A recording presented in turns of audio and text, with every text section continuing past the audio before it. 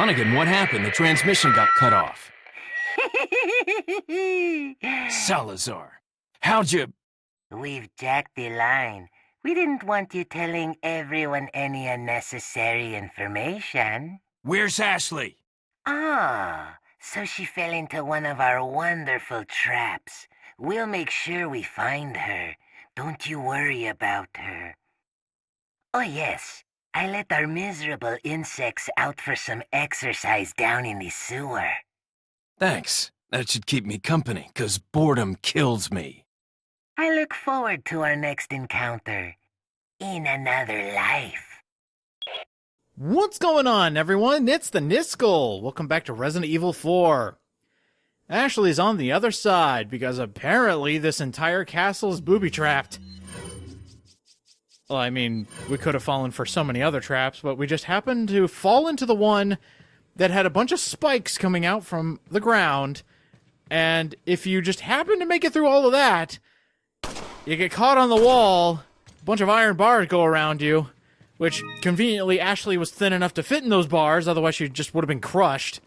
And then she got taken to another room, and that's the trap. Alright!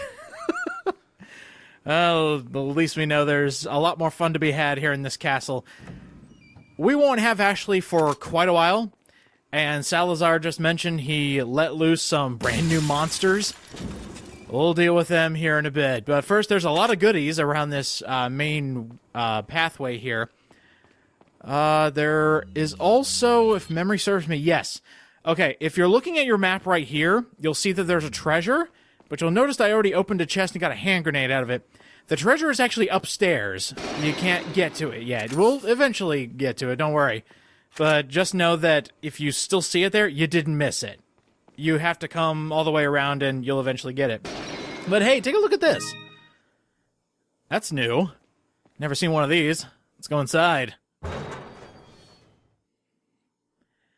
This is a fun little distraction that Resident Evil 4 gives you after Ashley gets taken away.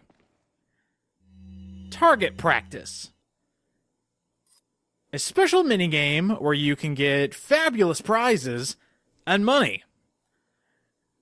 The idea that a game as big as Resident Evil 4, and I say big because it was big back then, it's still big now, comparably to other games, to give you something to unwind to and to practice your aiming and actually have you be rewarded for it is a fantastic idea. So here I'm going through the rules. It's going to tell you how to get special bottle caps. Either get the specific score of over 4,000 to get a special bottle cap, or hit all the targets and get the special bottle cap that way. If you take a look here on this wall, you can actually see the highest score. The highest score is 4,000, and they want you to beat that. So you can get that special bottle cap. Every time you go over 3,000 points, you will also get a regular bottle cap. And you have two options of weaponry. Check this out.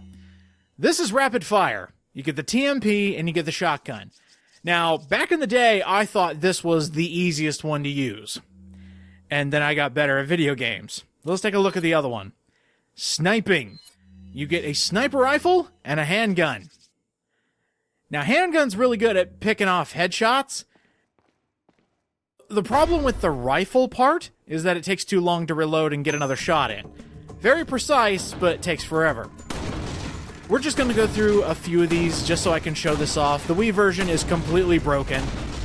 If you saw in the rules, if every time you get 5 consecutive hits, a little Salazar head shows up in the background, hit that and you get a lot of points. So, with the Wii version being so broken, you can get through this fairly quickly and get all the rewards very quickly, and you won't have to worry about it until the next time you find a firing range, because it actually does mention in the rules, every time you see a new firing range, come in and there'll be a new set for you to get. How do we do? Round 1, a rare prize. I've already mentioned how to get that rare prize, and I always try to go for those first, because they're kind of harder to get. So I actually managed to hit all the targets and got a high score, so that's kind of cool. So let me show off some Easter eggs. I shot that beehive up in the corner and bees started showing up. That's kind of neat. Let's see. Second round over. We get a regular prize. Over 5,000 in score. That's a lot of Salazar heads to blow up. So let's see if we can find another Easter egg. All of these backgrounds have Easter eggs. There we go. Got birds flying. Now there's feathers in the target practice. There's a zombie in that house. Hey, let me show you something here. After you get 4 bottle caps, the firing range changes, and now it's showing off Ashley standees. Shoot those, you lose 1,000 points, and you basically fail.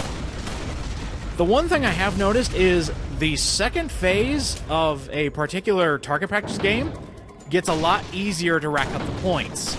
And let me give you an example. We're going to shoot these guys. All of a sudden, we already have another Salazar. Got another Ashley to look out for. But this right here, they introduced dynamite. Shooting dynamite blows up all the targets that are on the field for a lot of points. And that's the target practice in a nutshell.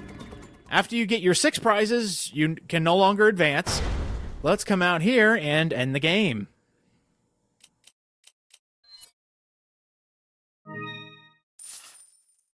Every row you complete with your bottle caps, you will get a specific amount of money. Let's take a look at those bottle caps. We're going to take a look at these all in the remastered version just because they look a lot cooler. Stand back! And they also have sounds. This is so cool. I mean, they didn't even have to do this. I mean, just think about it. They took time out of their development schedule, making all this story and everything, and thought, you know what? Let's put a fun minigame where they can earn some more money and practice getting better at the shooting mechanic. And let's just have a little side attraction. It makes no sense story-wise, but it's still cool to have. The first 5 from left to right are the regular bottle caps that you'll get. The rare one is always the farthest on the right. And sometimes there are little Easter eggs. Leon, now! Ada Wong. Haven't heard that name in many years. And she is your rare bottle cap for the first row. Oh, we've actually got a few things that we can sell, so let's get out of this game. Time to not have any more fun and go fight monsters. We need to make a stop at the merchant here first. There's a new gun that I never even spoke about. Might as well show it off now. What are you selling? Sell some crap, and then we'll buy some crap. Somebody actually mentioned as soon as it became available, why didn't you mention this gun? Let's talk about it now. What are you buying? All the way down here. The mine thrower. Not only will you need cash, but you'll need guts to buy that weapon. Yeah, guts to buy this weapon. It takes a lot of guts to buy a weapon this kind of broken and not fun to use. Thank you. I'll give examples and why I don't particularly like the mine thrower. Like, even when I was younger, first starting this game, I used it once and said, nope, not a good weapon. Probably because I'm bad at it, of course. Thank you. The mine thrower is, you're shooting explosions at enemies. That sounds like fun, and it should be fun. You're shooting little darts that explode and blow up enemies. What's not to like? Well, let's actually use it on a target. Going back here, this is the way to advance. Let's see if we can't find Ashley or find the new monsters, whichever comes first.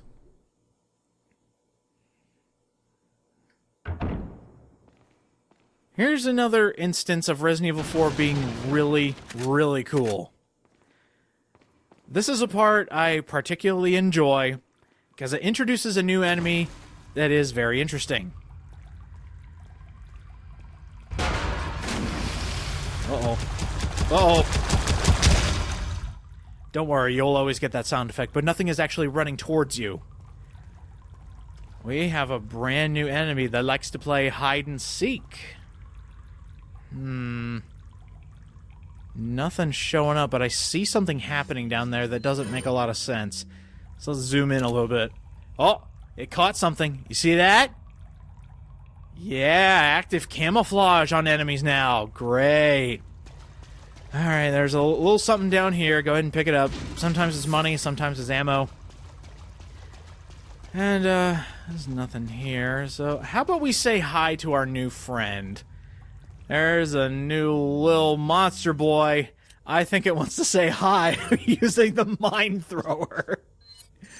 Let's add a scope to this monster. Let's see. Oh, and yep, it still targets it. Hello! This is how the mine thrower works. It has a delay on the explosion. That doesn't really help, especially when you're in a dire situation and enemies are coming at you. That's one of the reasons I don't like the mine thrower. It just takes too long. And I believe if you actually upgrade it enough, it actually cuts down on the time. That still doesn't excuse the fact that it has a separate ammo type that you have to find. It just takes forever to use. And it's just all around clunky. I don't really like it. It could be fun to use, don't get me wrong. But not in a lot of situations. Boom! Okay, I'm having a little too much fun with the mine thrower right now because I'm actually destroying these guys.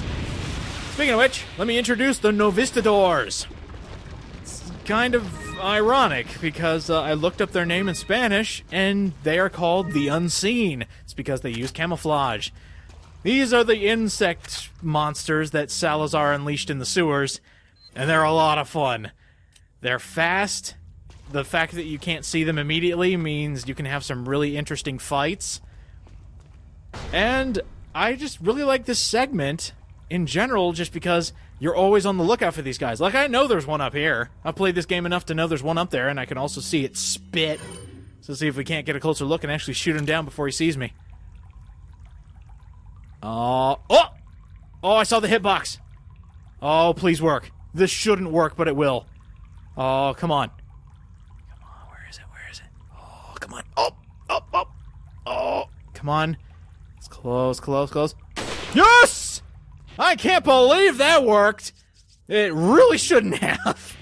But hey, we managed to get it done, and actually that was a good enough shot to kill it. Oh, here he comes.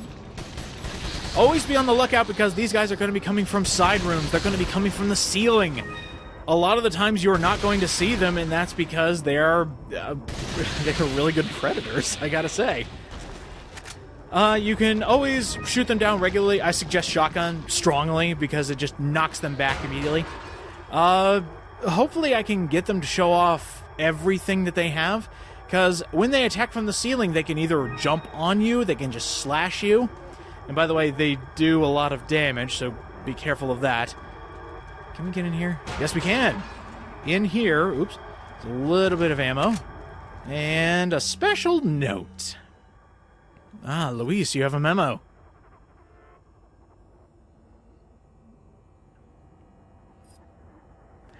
Every time he mentions parasites that control their host, it always reminds me of that fungus that, like, bores into insects' brains and controls them, so it kills the host but controls their body. Kind of like a paras and a parasect. At least that's what it reminds me of. Stays immobile until the next morning, placing the ant where it's most fun. Oh, okay. It's actually talking about this. Oh, jeez. I really don't like that idea. Ugh, it's just something taking over my body. Creeps me out. That is a good point. It seems like this parasite is suicidal, but then again, if it can take control of a bird, then it has nothing to worry about. Oh dear. Well, thanks for the memo, Luis. Hopefully we never have to deal with anything like that. But technically, I guess you could say that these parasites are what we're dealing with, or what he was dealing with right now. I don't see any more. There shouldn't be any more. They do show up in specific places, so it's not random every time you come here. There are a couple, though, that may choose to not spawn. Oh, where'd he go? Oh, there he is. All right. Managed to knock him down. Oh, jump in the air. Every time you knock one of them down, they have a chance to jump back up on the ceiling just to get another attack on you. And that's when I like to just snap up to the ceiling and shoot them right back down. It is really easy to take advantage of these guys' movement patterns. I could have sworn there was one up here, sorry. Just to make sure they don't get the drop on you. And try to not have them get the drop on you when there's multiples in the room. That's the worst thing in the world. Because they are very violent. And I'll be showing off because they have a special death attached to them that is absolutely gruesome. And we got a butterfly lamp! You might have noticed that these bugs actually dropped eyes. You can actually combine this with the butterfly lamp. And this treasure, in my opinion, is kinda BS. Because it's asking you to get a common, an uncommon, and a rare gem eye from these Novistadors. It sucks. It wants you to get a green, a red, and a blue. Blues never show up. I am convinced that every time you turn on the game, you only have like a 10% chance of ever getting a blue. It's ridiculous. Anyway, the entire reason we came back here was to drain the water so we could move on. And I know it. I know it. Yep, one of them spawned. Ha ha ha! Sucker! Not gonna get the drop on me! Oh, I thought he was gonna jump up. Sometimes they will try to brute force their way up to you just so they can get a good slash on you, or hopefully we can see the attack. Oh, there's another one. Hopefully we can see the attack here soon. I'm gonna try and bait them to see if they can't actually do the attack. They can jump at you and they will actually knock you back. Oh, he almost did it. They can spit acid on you. That's probably their most devastating attack, is the acid. It takes a lot of health and it actually stuns you for a little bit. Not a good time when you have acid spit at you. Oh, is it gonna happen? Yep, it happened. I knew a guy was gonna come out that door. That's the only way to get in there. Oh, there we go. They have a quick time event attached to them. You can actually kick them when they're about to pounce on you. Another kind of cool thing, and let me just show this off, otherwise people are gonna say I missed it. You can throw a flash grenade and light them up. It doesn't stun them, it just shows you where they are and their camouflage goes away. So that's kind of neat that there's actually something you can use against them besides looking very carefully into the background and seeing them, like, dribble all over themselves. Yep, there's another one. Eventually their camo does come back, so don't think after you use the flash grenade they're just going to show up forever. They do eventually get that back. Let's see, we're doing pretty well. There should be one more that shows up. There's always one that shows up when you go in this door. So I wonder... Is it going to show up? Yep. Just like I said, right there, as soon as you open the door. Oh, come on, pin him down, pin him down. Yeah! Who needs a shotgun? I was really hoping for a blue eye. Didn't happen this time, of course. You really going to want to get a blue eye eventually. In fact, I would say if you don't get one here, reload a save. I'm not kidding. They're very rare. And you want to be able to complete that butterfly lantern. You will have another chance to fight Novistadors, though. Enough about them, however. We got old-fashioned horror traps. Alright, along with being chained to a wall and spun around so you go into a different room, we actually have old-fashioned pendulums. Easily avoided, of course. But hey, at least the castle has them. And to my knowledge, there isn't anything in here, like no spinels or anything like that, so move on. I don't want to be in here just in case I screw something up and accidentally get sliced by a pendulum. All of that just to get through the sewer level. Oh my god, this is Resident Evil 4 sewer level. Huh, good thing it's over.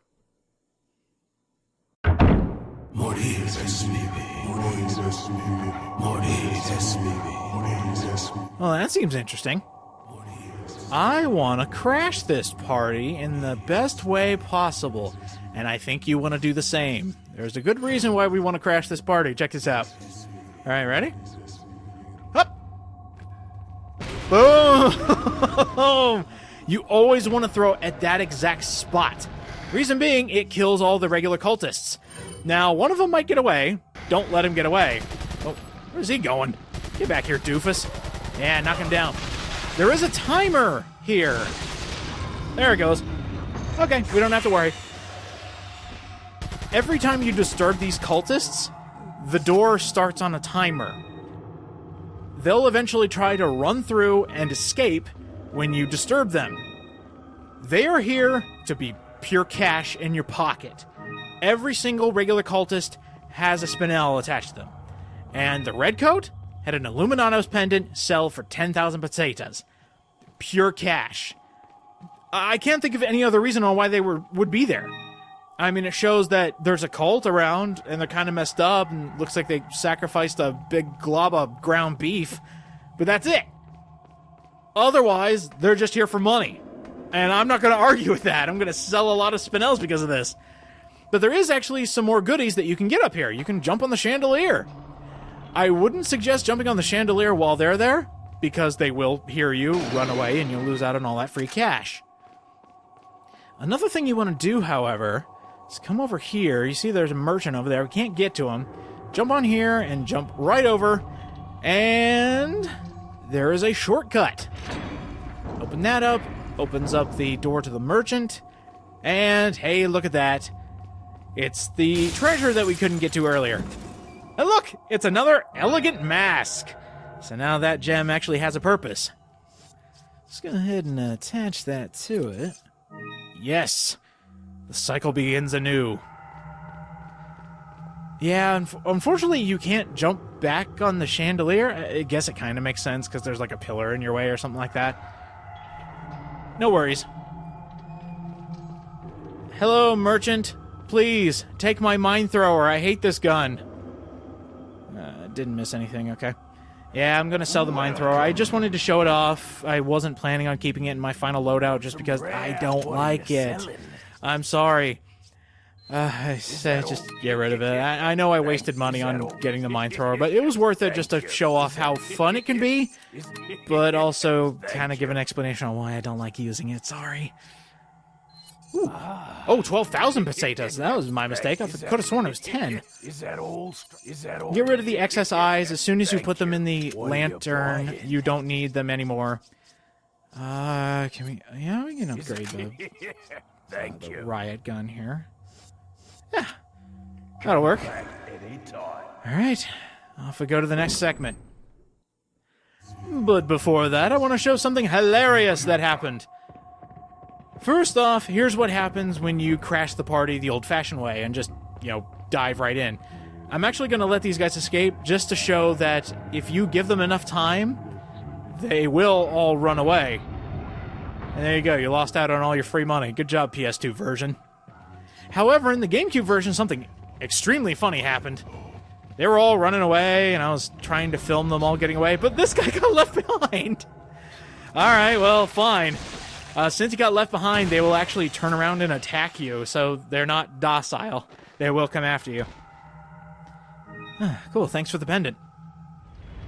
And now let's have some fun with death. Remember the swinging pendulums? Listen to the sound this makes. God. Quick and to the point. Leon didn't get cut in half, but he got pushed enough that, yeah, that left a mark. And those Novistadors. Here's what happens when you have low enough health and acid goes on your face.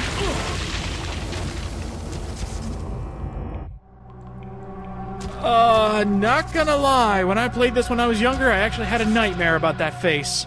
What a cruel way to go. Next time on Resident Evil 4, we're continuing Chapter 3-2. See you guys next time.